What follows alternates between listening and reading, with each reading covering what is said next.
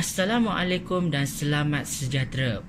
Video pada kali ini saya telah diberi tugasan di dalam subjek psikologi kesihatan iaitu tentang kepentingan diet. Namun sebelum itu, mari saya perkenalkan diri saya dahulu.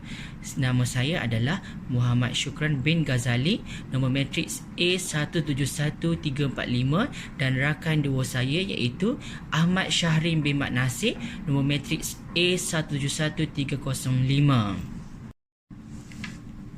Bila kita bercerita tentang diet, kita dah dengar setiap hari orang akan sebut diet.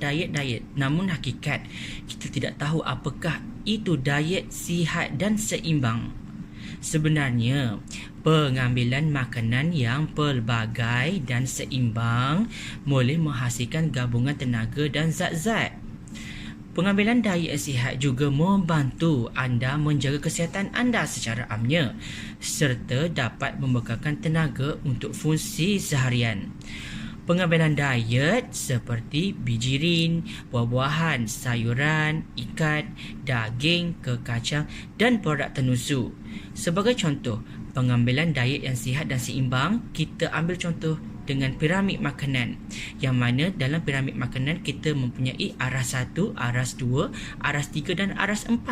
Kita bertahu bahawa aras 1 adalah pengambilan makanan yang paling banyak, iaitu bijirin dan hasil bijirin. Yang kedua adalah aras kedua, buah-buahan dan sayur-sayuran. Aras ketiga iaitu susu, dadih dan keju. Dan aras keempat adalah aras yang paling rendah, aras yang paling sedikit yang kita ambil, iaitu terdiri daripada lemak, minyak, garam dan gula. Seterusnya, saya akan berkongsi dengan anda semua tentang apa yang anda perlu makan dan berapa kalori yang anda perlu untuk setiap hari. Pada satu-satu hari, kita akan ada 5 waktu makan, iaitu sarapan pagi pada pukul 8 pagi, minum pagi pada pukul 10 pagi, makan tengah hari pada pukul 1 tengah hari, minum petang kita ada pada pukul 4.30 petang dan makan malam pada pukul 8 malam. Sebab kalau ikutkan di sini, kita ada 5 waktu dan 5 kalori yang berbeza-beza. Pada waktu sarapan, kita disyorkan mengambil kalori sebanyak 300 kalori sahaja, iaitu dengan mengambil 2 keping sandwich telur, 1 cawan teh. Okey. Untuk minum pagi pula, ini sebagai contoh ya. Minum pagi kita akan mengambil sebanyak 150 kalori, di mana 150 kalori terdiri daripada 1 biji kuih dan 1 cawan teh. Manakala pada pukul 1 tengah hari, iaitu makan tengah hari, kita ada 2 cawan, kita mempunyai 2 cawan nasi putih, 1 keping ikan tenggiri, setengah cawan sayur, 1 keping kentang goreng, setengah biji buah-buahan dan 1 gelas air kosong. Dan seterusnya, kita pada minum petang, kalori yang disyorkan adalah 200 kalori. Berbalik kepada tengah hari tadi, kalori yang diperlukan adalah 600 kalori. Pada waktu petang, iaitu 200 kalori, di mana 200 kalori terdiri daripada 1 biji bijirin penuh. Okey, bijirin penuh tak kisah. Sebagai contoh cornflakes and other things. Yang kedua adalah 1 gelas susu, itu pun 200 kalori. Dan pada waktu malam disyorkan adalah 560 kalori. Okey, dalam 560 kalori itu terdiri daripada 1,5 cawan nasi putih, okey, 1 keping dada ayam, 1 mangkuk Cina soup, 2 biji pisang dan 1 gelas air kosong. Itu adalah kalori-kalori yang berbeza di antara waktu-waktu kita makan. Okey. Seterusnya, saya akan berkongsi dengan anda semua tentang bagaimana cara kiraan kalori bagi seorang lelaki dewasa dan perempuan dewasa. Okey. Bagi keperluan asas, seorang lelaki bersamaan dengan 66 ditambah dengan 13.7 didarab dengan kilo, maksud dia berat badan seseorang, dan ditambah dengan 5 didarab dengan tinggi dalam ukuran sentimeter, ditolak dengan kiraan 6.8 didarab dengan umur dalam tahun tersebut. Okey, bagi seorang wanita pula adalah kiraannya bermula dengan 655 ditambah dengan 9.6 didarab dengan kilogram berat seseorang wanita ditambah dengan 1.8 didarab dengan tinggi dalam ukuran sentimeter ditolak dengan 4.7 didarab dengan umur tahun wanita dewasa tersebut. Okey. Iaitu jumlah dia akan dapat dalam bentuk BMR iaitu keperluan asas. Seterusnya, keperluan kalori sehari. Okey. Keperluan kalori sehari bersamaan dengan BMR tadi yang keperluan asas didarab dengan kadar aktif. Kadar aktif adalah telah ditetapkan oleh Kementerian Kesihatan, iaitu kita perlu mendarab jika anda tidak bersenam akan didarab dengan 1.2. Okey. Seterusnya, kalau jika bersenam 1 hingga 2 kali seminggu akan didarab 1.35 dan seterusnya jika bersenam melebihi 3 hingga 4 kali seminggu akan didarab dengan 1.55. Okey, jumlah tersebut adalah keperluan kalori dalam setiap hari.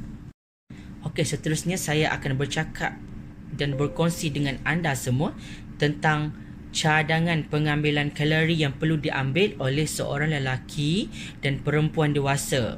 Okey, contoh pengambilan kalori mengikut waktu makan sehari untuk seorang dewasa adalah seperti berikut, iaitu bagi lelaki dewasa pengambilan kalori yang disyorkan adalah 2000 kalori dan manakala wanita dewasa adalah disyorkan sebanyak 1500 kalori sahaja di dalam sehari. Okey? Assalamualaikum dan salam sejahtera. Nama saya Ahmad Syahrin bin Mat Nasir, nombor matrik A171305. Saya akan menerangkan mengenai piramid makanan. Apakah yang kita tahu mengenai piramid makanan? Piramid makanan merupakan rujukan bagi setiap individu untuk mengawal kuantiti bagi setiap jenis makanan mengikut saranan sajian harian. Piramid ini diperkenalkan buat pertama kali di Sweden pada tahun 1974. Kepentingan piramid makanan. Piramid makanan direka untuk memudahkan usaha serta azam anda untuk makan secara sihat. Piramid ini mempamerkan pelbagai kumpulan makanan dan jumlah yang perlu kita makan untuk mengekalkan satu diet yang seimbang. Kebaikannya dalam jangka masa panjang pula ialah diet yang sihat mampu mengurangkan risiko anda untuk mengalami penyakit jantung, kencing manis, obesiti, osteoporosis dan juga kanser.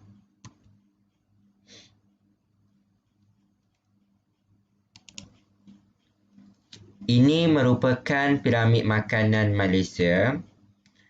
Bagi aras 1 iaitu aras yang bawah sekali, ia mengandungi kumpulan makanan yang kaya dengan karbohidrat kompleks yang merupakan sumber tenaga yang utama.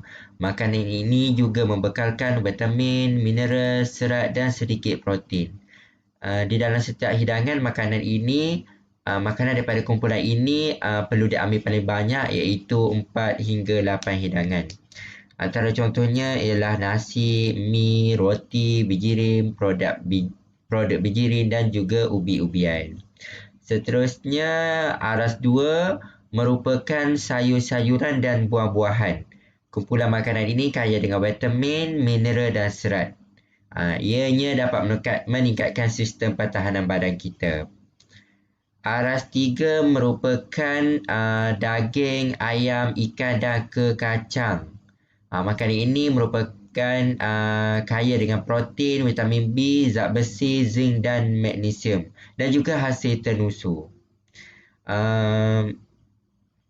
Dan yang aras 4 iaitu aras yang paling atas sekali merupakan makanan yang berlemak, berminyak dan gula. Makanan kumpulan ini dapat memberikan tenaga tetapi hanya sedikit saja makanan dari kumpulan ini yang perlu dimakan.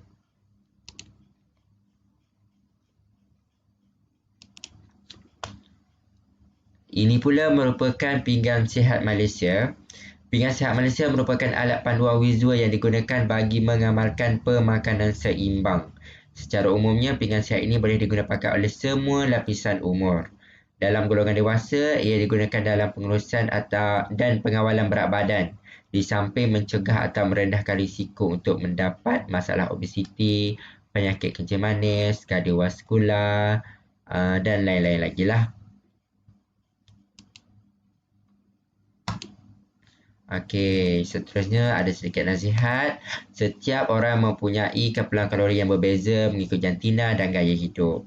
Makanan adalah komponen utama dalam panduan pemakanan yang baik untuk kehidupan manusia. Kawalan dan perhatian haruslah diberikan agar anda dapat menikmati makanan dalam keadaan yang sihat. Dan ingat, makan untuk hidup, bukan hidup untuk makan. Sekian, terima kasih.